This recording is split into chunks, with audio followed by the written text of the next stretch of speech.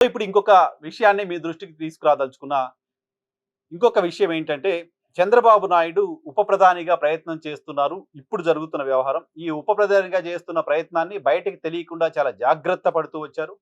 చాలా జాగ్రత్త పడుతూ వచ్చారు. జనరల్‌గా చంద్రబాబు నాయుడు మోడ్ ఆఫ్ ఆపరెండా ఎలా ఉంటుందంటే, ఏదైనా ఒక అంశానికి సంబంధించి ఒక లీక్ వదులుతారు. ఆ లీక్ వదిలిన తర్వాత, ఆ లీక్‌ని తనకు సంబంధించిన మీడియా, తనకు సంబంధించిన ప్రింట్ మీడియా, ఎలక్ట్రానిక్ మీడియాలో విస్తృతంగా ప్రచారం చేస్తారు. దానిపైన ప్రజలకు సంబంధించిన స్పందన ఏంటో చూసిన తర్వాత దానిపైన ముందుకెళ్తా ఉంటారు. చాలా సంవత్సరాలుగా ఆయనకు సంబంధించిన మోడ్ ఆఫ్ ఆపరెండా ఆ రకంగానే ఉంటుంది. ఇటీవల కాలంలో కూడా అటువంటి ఒక ఆపరెండా చేశారు. దాన్ని ఇప్పుడు గుర్తు చేయడం ఈ వీడియో ఉద్దేశ్యం. కానీ ఇటీవల కాలంలో అటువంటి ఒక ప్రయత్నం చేయటం వల్ల, ఆ ప్రయత్నం బెడిసి కొట్టడం వల్ల, ఇప్పుడు ఉప ప్రధాని పదవి కోసం చేస్తున్న ప్రయత్నాన్ని సీక్రెట్‌గా, హిడెన్‌గా చేస్తున్నారని చెప్పడం నా ఉద్దేశ్యం.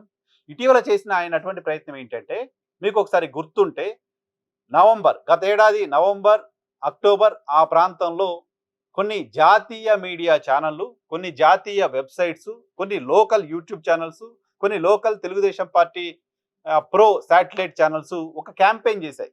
చంద్రబాబు నాయుడు ప్రధానమంత్రి కాబోతున్నారు అని. చంద్రబాబు నాయుడు ప్రధానమంత్రి కాబోతున్నారని ఇక్కడ నోటెడ్ మీడియా కాదు, కొన్ని సోషల్ మీడియా ప్లాట్‌ఫార్మ్స్‌లో అటువంటి ఒక క్యాంపెయిన్ రన్ చేశారు.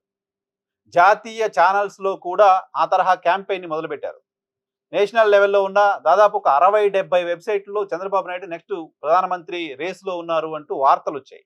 కొన్ని ఇంటర్నేషనల్ వెబ్‌సైట్స్‌లో కూడా అటువంటి వార్తలొచ్చాయి. కొన్ని ఇంటర్నేషనల్ వెబ్‌సైట్‌లో కూడా భారతదేశంలో నాయకత్వ మార్పు జరిగే అవకాశం ఉంది అంటూ వార్తలొచ్చాయి. ఇది సెప్టెంబర్, అక్టోబర్ ఆ ప్రాంతంలో ఈ వార్తలు విస్తృతంగా ప్రచారంలోకి వచ్చాయి. ఆ నేషనల్, ఇంటర్నేషనల్ వెబ్‌సైట్స్ ఇచ్చిన వార్తలను బేస్ చేసుకొని తెలుగులో కొన్ని యూట్యూబ్ ఛానెల్స్ కూడా దానిపైన తెలుగుదేశం పార్టీ అనుకూల యూట్యూబ్ ఛానెల్స్ కూడా ఆ తరహా వార్తని ప్రసారం చేస్తూ వచ్చాయి.